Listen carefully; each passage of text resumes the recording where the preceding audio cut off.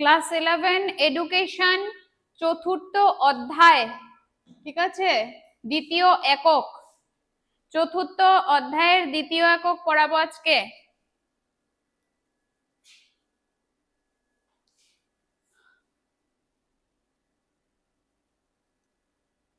যারা যারা জয়েন করেছো তারা একটু মানে আনমিউট করে বলো যে শুনতে পাচ্ছ কিনা বা দেখতে পাচ্ছ কিনা এক্স্যাক্টলি।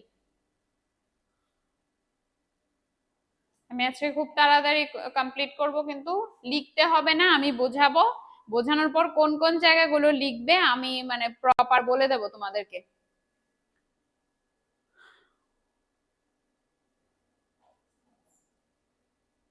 চতুর্থ অধ্যায় শিক্ষার বিভিন্ন বিষয় সমূহ, ঠিক আছে, শিক্ষার বিভিন্ন বিষয় সমূহ। তো দ্বিতীয় একক আছে কি, শৃঙ্খলা ও স্বাধীনতা। শৃঙ্খলা মানেই হয়েছে ডিসিপ্লিন, ওকে, ডিসিপ্লিন মেনটেন করা। তুমি একটা স্কুলে যাবে, তুমি কিছু পড়াশোনা করবে, তুমি শিক্ষা গ্রহণ করবে, তখন তোমার কি দরকার, ডিসিপ্লিন মেনটেন করা দরকার, মানে একটা কারিকুলাম বা সিলেবাসের মধ্য দিয়ে তুমি যাবে। দেন থাকবে স্বাধীনতা, ইন্ডিপেন্ডেন্সি, ঠিক আছে, ইন্ডিপেন্ডেন্সি তোমার থাকতেই হবে পড়াশোনার মধ্যে, কারণ ইফ তুমি যদি ইন্ডিপেন্ডেন্সি না পাও, মানে ব্যক্তি স্বাধীনতা যদি না পাও, শিক্ষার্থী কেন্দ্রিক, আমরা পড়েছিলাম শিক্ষার্থী কেন্দ্রিক শিক্ষা, তো শিক্ষার্থী কেন্দ্রিক শিক্ষা যদি না হয় তাহলে তোমাদের অনেক জায়গায় বুঝতে অসুবিধা হবে, ঠিক আছে। তা আমরা ফার্স্ট স্টার্ট করি শৃঙ্খলা। শৃঙ্খলার অর্থ, শৃঙ্খলা বলতে শিক্ষার্থীর আচরণ,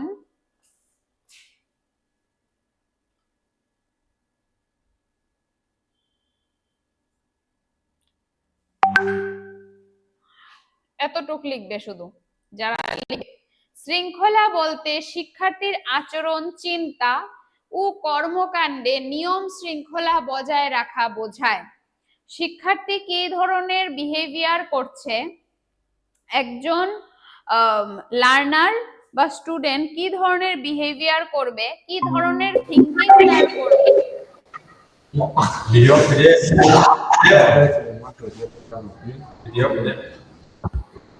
হ্যাঁ, মিউট মিউট ইওর মাইক্রোফোন।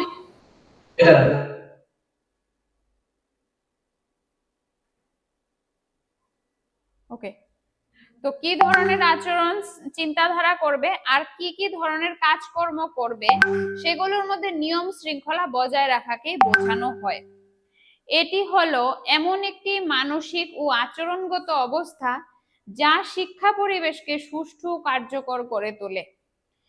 এটা হলো এমন একটা মেন্টাল এন্ড তোমার কি বলবো বিহেভিয়ারাল একটা ম্যাটার, যেটা তোমাদের এডুকেশনকে সোসাইটি বা এনভায়রনমেন্টের সাথে খুব ভালোভাবে খাপ খাওয়াতে সাহায্য করে থাকে, ঠিক আছে। মানসিক ও আচরণগত অবস্থা যা শিক্ষা পরিবেশকে সুষ্ঠু ও কার্যকর করে তোলে, ভ্যালুয়েবল করবে আর কি। আধুনিক শিক্ষায় শৃঙ্খলা চাপিয়ে দেওয়া নয়, বরং আত্মশৃঙ্খলা গড়ে তোলা। আধুনিক শিক্ষা, আগে পূর্বে যে শিক্ষা ব্যবস্থা ছিল, গুরু গৃহে থেকে শিক্ষার্থীরা পড়াশোনা করতো, সেখানে কি হতো, গুরু যা পড়াশোনা করাতো শিক্ষার্থী সেটাকেই পড়তে হতো। যে জায়গাটা ইয়েলো করে দাগ দিয়ে দিলাম ওই জায়গাটা লিখে নাও, শৃঙ্খলা। তো তাদের যেটা পড়ানো হতো সেটাই তারা পড়তে হতো, আদারওয়াইজ তারা এছাড়া নিয়মের বাইরে গিয়ে কিছু পড়াশোনা করতে পারতো না, কোনো অ্যাক্টিভিটি ছিল না, জাস্ট বেদ এসব ধর্মগ্রন্থ এসব নিয়ে পড়াশোনা করতো।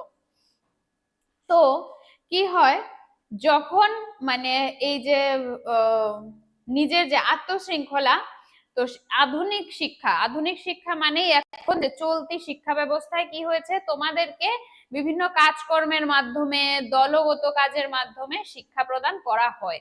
তো এটাই হয়েছে আধুনিক শিক্ষায় শৃঙ্খলা কোনো চাপিয়ে দেওয়া না, তোমাকে ডিসিপ্লিন আমরা চাপিয়ে শেখাবো না, ঠিক আছে, তোমাদেরকে কখনোই ডিসিপ্লিন মেনটেন করা শেখানো হবে না, হবে কি নিজে এমন ভাবে আমরা তোমাদের উপরে কিছু কাজকর্ম করাবো যেগুলোর মাধ্যমে নিজে থেকেই তোমরা শৃঙ্খলাবদ্ধ হয়ে যাবে। তো বোঝা গেছে এই শৃঙ্খলার পার্টটা। যারা ফার্স্ট লাইনটা লিখেছো একটু মানে এরকম দেখাবে আর কি, ঠিক আছে।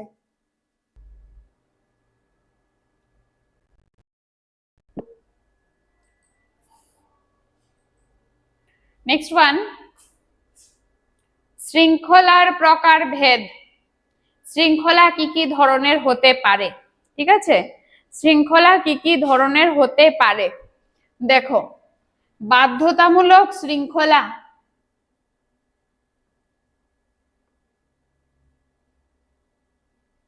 এই যে বাধ্যতামূলক শৃঙ্খলা মানে কি, নিয়ম ভাঙলেই শাস্তি হবে। মানে তোমার এখন স্কুল মনে করো 10টা 45 থেকে, তুমি যদি 11:30টায় স্কুলে যাও, এটা তো পসিবল না, বা এটা তোমার জন্য পসিবল কিন্তু স্কুল তোমাকে একসেপ্ট করবে না, ইজন্ট ইট?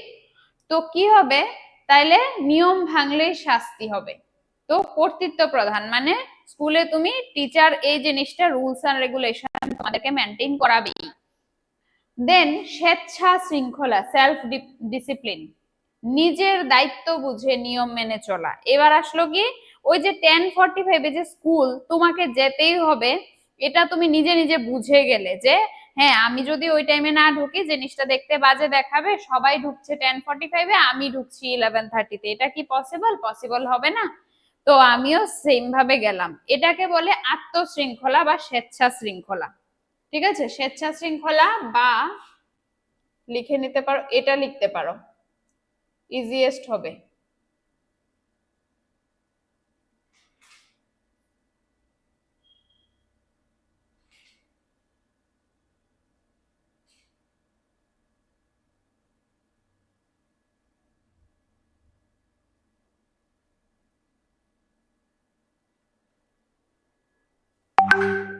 আত্মশৃঙ্খলা। তারপর হয়েছে সামাজিক শৃঙ্খলা। সামাজিক শৃঙ্খলাটা কি, সমাজের প্রতি একটা দায়িত্বশীল আচরণ করা। সমাজ কিভাবে মানে রিয়েক্ট করছে সেই বিষয়টার উপরে বেস করে তুমি সমাজের প্রতি একটা দায়িত্বশীল আচরণ করাকেই বলা হয় কি, সামাজিক শৃঙ্খলা। তারপর আসলো কি, নৈতিক শৃঙ্খলা, মানে নীতিগতভাবে শৃঙ্খলাবদ্ধ হওয়া। ঠিক আছে, নীতিগতভাবে নৈতিক মূল্যবোধের ভিত্তিতে সঠিক ভুলকে নির্ণয় করার যে শৃঙ্খলাটা, মানে কোনটা সঠিক কোনটা ভুল সেটা তোমরা বুঝতে পারলে। নেক্সট হলো গণতান্ত্রিক শৃঙ্খলা, ডেমোক্রেটিক ডিসিপ্লিন, আলোচনা ও মত বিনিময়ের মাধ্যমে নিয়ম তৈরি করা হয়। আলোচনাটা কার কার মধ্যে, গণতান্ত্রিক মানে আমরা জানি মানে মানুষের সাথে ডিসকাস করে, একটা ব্যাপার মানুষের সাথে ডিসকাস করে সবকিছু নিয়ম তৈরি করা হয় মত বিনিময়ের মাধ্যমে, মানে একজন এই মত দেবে আরেকজন ওই মত দেবে, দুটো মিলে মিশে কি হবে, মিক্স হয়ে এই যে এই নিয়মটা বেরিয়ে আসবে। তো এটাকেই বলে গণতান্ত্রিক শৃঙ্খলা। ঠিক আছে, লিখে নাও।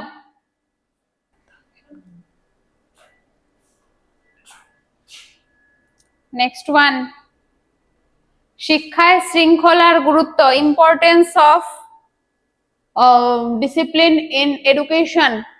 ঠিক আছে, শিক্ষায় শৃঙ্খলার গুরুত্ব। শিক্ষা পরিবেশকে শান্ত ও সুশৃঙ্খল রাখে।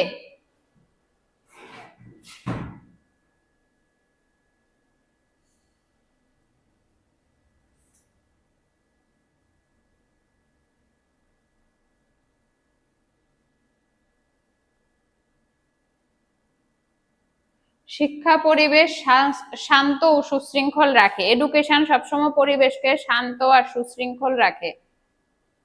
আর তারপর হয়েছে শিক্ষার প্রতি মনোযোগ বৃদ্ধি। শৃঙ্খলা থাকলে কি হবে, শিক্ষার প্রতি মনোযোগ বৃদ্ধি হবে। নেক্সট ওয়ান হয়েছে দায়িত্ববোধ ও আত্মনিয়ন্ত্রণ গড়ে ওঠে। নিজে কোনো কিছুর বিষয়ে দায়িত্ব নিতে পারা যায়, আর আত্মনিয়ন্ত্রণ, নিজেকে নিয়ন্ত্রণ করার ক্ষমতা গড়ে ওঠে। ঠিক আছে, তারপর চরিত্র গঠন, নিজের চরিত্র গঠন। চরিত্র গঠন মানেই হয়েছে কার সাথে কিভাবে বিহেভ করবে, কার সাথে কিভাবে কথা বলবে, কোথায় কিভাবে তোমাকে থাকতে হবে চলতে হবে, এই বিষয়গুলি সম্পর্কে জানা। ঠিক আছে, তারপর শিক্ষক শিক্ষার্থী সম্পর্ক উন্নত। শৃঙ্খলা থাকলে তুমি যদি একটু ডিসিপ্লিনড হও তাহলে তুমি টিচারদের কাছে খুব ভালো আদরের হবে। তো এই জন্যই বলে শিক্ষক আর শিক্ষার্থীর মধ্যে ভালো সম্পর্ক গড়ে ওঠে। সমাজ উপযোগী মানুষ তৈরি হয়, সমাজের জন্য উপযোগী, সমাজ উপযোগী মানে সমাজের জন্য উপযোগী মানুষ তৈরি হয়। নিজেদের মধ্যে যে সমাজের সাথে মানিয়ে চলার ক্ষমতা, দক্ষতা, এটা গড়ে ওঠে। তারপর এটা একটু লিখে নিও, ঠিক আছে? নেক্সট পার্টটা পড়িয়ে আমি তোমাদেরকে এটা লেখাতে দিচ্ছি। শিক্ষামূলক উপযোগিতা, শৃঙ্খলার যে শিক্ষামূলক উপযোগিতাগুলো থাকে সেগুলো কি কি? সেগুলো হচ্ছে বইয়ের শিক্ষার সাথে বাস্তব জীবনের সংযোগ স্থাপন। বইয়ের যে পাঠ্যক্রম বা পাঠ্যসূচি আছে তার সেই ধরনের শিক্ষার সাথে বাস্তব জীবনে মানে কিভাবে চলাফেরা করতে হবে সেটার সাথে সংযোগ স্থাপন করা হয়। মানসিক চাপ হ্রাস, মানসিক চাপগুলিকে কমানো হয় আর নিজেদের স্বাস্থ্য রক্ষা করা হয়, ঠিক আছে, শৃঙ্খলার মাধ্যমে। শৃঙ্খলা, নেতৃত্ব, সহযোগিতা, দায়িত্ববোধ গঠন।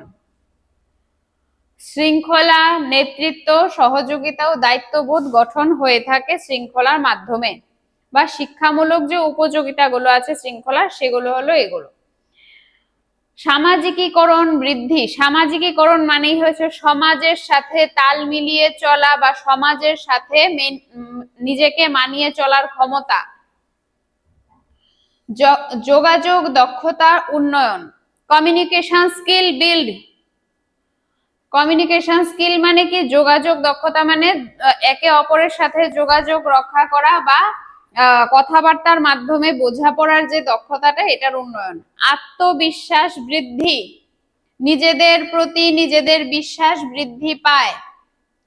নেক্সট ওয়ান, মেধা ও প্রতিভা প্রকাশের সুযোগ, নিজেদের মেধা এবং প্রতিভাটা প্রকাশ করার সুযোগ পেয়ে থাকে শৃঙ্খলার মাধ্যমে। শিক্ষামূলক উপযোগিতাগুলো এগুলো আমরা পেয়েছি।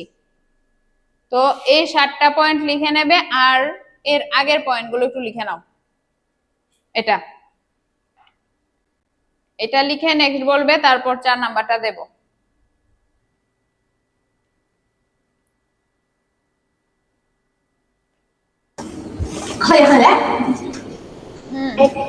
নেক্সট ওয়ান, শিক্ষামূলক উপযোগিতা লিখে নাও। দেখি একটু কি আছে। স্বাধীনতা, আজকে এটা লিখে নাও।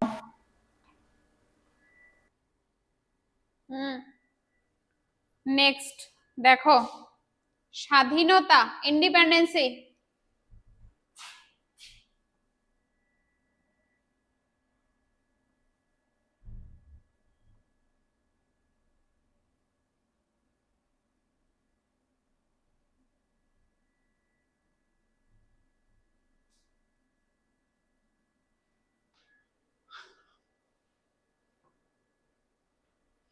স্বাধীনতা বা ইন্ডিপেন্ডেন্সি মানে হলো, স্বাধীনতা মানেই আমরা জানি কোনো কিছু অবাধে করতে পারা, নিজেদের মতো করতে পারা।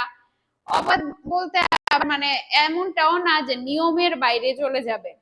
তো এটাকে স্বাধীনতা বলা হয়। কি স্বাধীনতা বলতে? শিক্ষার্থীর মত প্রকাশ, চিন্তা, অনুসন্ধান, প্রশ্ন করার অধিকার এবং নিজস্ব পথ বেছে নেওয়ার সুযোগকে বোঝানো হয়। স্বাধীনতা মানেই হয়েছে শিক্ষার্থীর নিজস্ব মত প্রকাশ করা, এতটুকু লিখে নাও যতটুকু দিলাম হয় পর্যন্ত।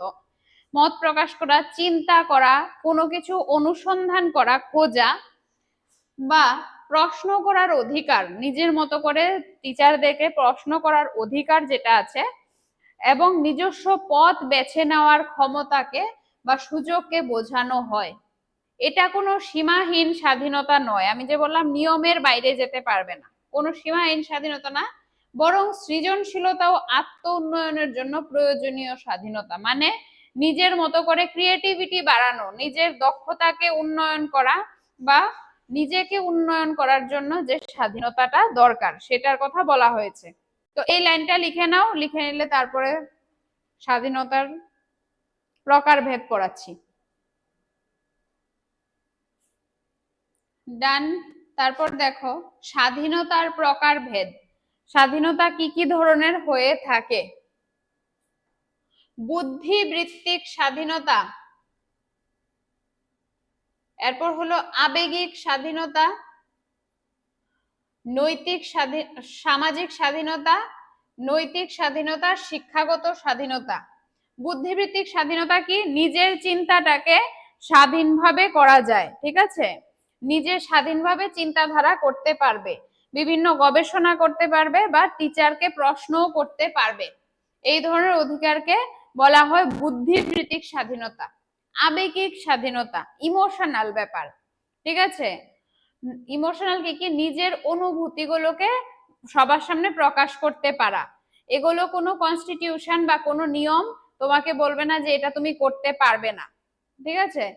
এরপর হলো সামাজিক স্বাধীনতা, যেমন বন্ধুত্ব করা কারোর সাথে, কোনো দলে কাজ করা, কোনো দলের সাথে যুক্ত হওয়া, কোনো দল নিজে থেকে গঠন করা, এইগুলো হয়েছে সামাজিক স্বাধীনতা। নৈতিক স্বাধীনতা কি? কি মরাল যে ইন্ডিপেন্ডেন্সি গুলো, এর আগেটা হলো সোশ্যাল ইন্ডিপেন্ডেন্সি, ঠিক আছে। মরাল ইন্ডিপেন্ডেন্সি হলো নৈতিক স্বাধীনতা, সঠিক সিদ্ধান্ত নেওয়ার ক্ষমতা, নিজের বিষয়ে বা পড়াশোনার বিষয়ে, শিক্ষাগত বিষয়ে নৈতিকভাবে নিজে সঠিক সিদ্ধান্ত নেওয়ার ব্যাপারটা, এটাকে বলা হয় নৈতিক স্বাধীনতা।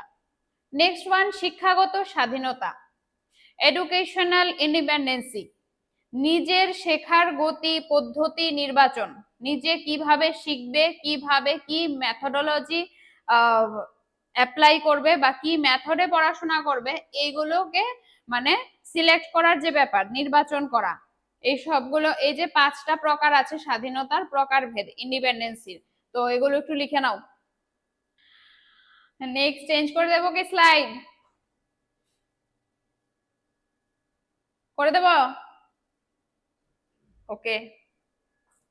নেক্সট ওয়ান, শিক্ষায় স্বাধীনতার গুরুত্ব, এন্ড দ্য লাস্ট ওয়ান, শিক্ষায় স্বাধীনতার গুরুত্ব, independency, importance of independency in education, সৃজনশীলতা ও উদ্ভাবনশীলতা বৃদ্ধি, নিজের যে সৃজনশীলতা মানে আমরা কিছু করা, নিজে থেকে কিছু বানানো, কিছু অ্যাপ্লাই করে দেখানো, উদ্ভাবনশীলতাও সেম, কিছু ক্রিয়েট করা, এই বিষয়গুলো বৃদ্ধি হতে থাকে স্বাধীনতা পেলে। সমালোচনামূলক চিন্তার বিকাশ, মানে একজন আরেকজনের সাথে দলগতভাবে বসে যে ডিসকাসটা করা হয়, ডিসকাশনের মাধ্যমে যে চিন্তাধারা হতে থাকে, থট থিঙ্কিং, এগুলোর বিকাশ ঘটাতে পারে শিক্ষা স্বাধীনতা থাকলে। তারপর আত্মবিশ্বাস ও নেতৃত্ব গুণ তৈরি, নিজের প্রতি একটা বিশ্বাস তৈরি হয়। আর নেতৃত্ব কি? ক্লাসের যে ওই মনিটর থাকে, তারপর কোথাও গিয়ে একটা নেতৃত্ব দেওয়া নিজে থেকে, এগুলোকে বলা হয় আত্মবিশ্বাস ও নেতৃত্ব গুণ তৈরি। তারপর হলো শিক্ষাকে আনন্দ মুখর করে তোলে, যদি তোমার ইন্ডিপেন্ডেন্সি নাই থাকে তাহলে তো, লিখতে থাকো আমি বোঝাচ্ছি, যদি তোমার ইন্ডিপেন্ডেন্সি নাই থাকে তাহলে তো তোমার কি হবে, শিক্ষাটা আনন্দ মুখর হবে না, নিজে কন্টিনিউ একটা ধারাবাহিক রীতিতে পড়াশোনা করতে হবে, তো কি হবে, তাহলে তোমরা আনন্দ পাবে না। এই জন্য স্বাধীনতা শিক্ষায় থাকলে শিক্ষাকে আনন্দ মুখর করে তোলে। শেখার প্রতি উৎসাহ বৃদ্ধি, শিক্ষায় যদি ইন্ডিপেন্ডেন্সি বা স্বাধীনতা থাকে তখন কোনো জিনিস শিখতেও দেখবে ভালো লাগবে, ঠিক আছে। আদারওয়াইজ আমি তোমাকে চাপিয়ে দিলাম এটাই তোমার পড়তে হবে, এই যে পয়েন্টগুলো, এগুলো আমি দিলাম, তোমরা এবার চেঞ্জ করেও লিখতে পারো, একটু প্রায় কাছাকাছি ধরনের চেঞ্জ করেও লিখতে পারো। তো এই বিষয়গুলো যে হওয়া, এটা কি হবে, শেখার প্রতি উৎসাহ বৃদ্ধি করে। আমি বলছি না same ditto as it is গিয়ে খাতায় লিখে এসো, এরকম না। তো এটাই শিক্ষার প্রতি উৎসাহ বৃদ্ধি করে। তারপর হলো শিক্ষার্থীর ব্যক্তিগত সক্ষমতার বিকাশ, শিক্ষার্থীর নিজে একটা যে অ্যাবিলিটি থাকে, ওই অ্যাবিলিটিটা ডেভেলপমেন্ট হয়, ঠিক আছে। শিক্ষার্থীর ব্যক্তিগত সক্ষমতা মানে ক্ষমতা, নিজের যে অ্যাবিলিটি থাকবে ওইটা বিকাশ ঘটাতে পারে শিক্ষায় স্বাধীনতা থাকলে, ঠিক আছে, লিখে নাও।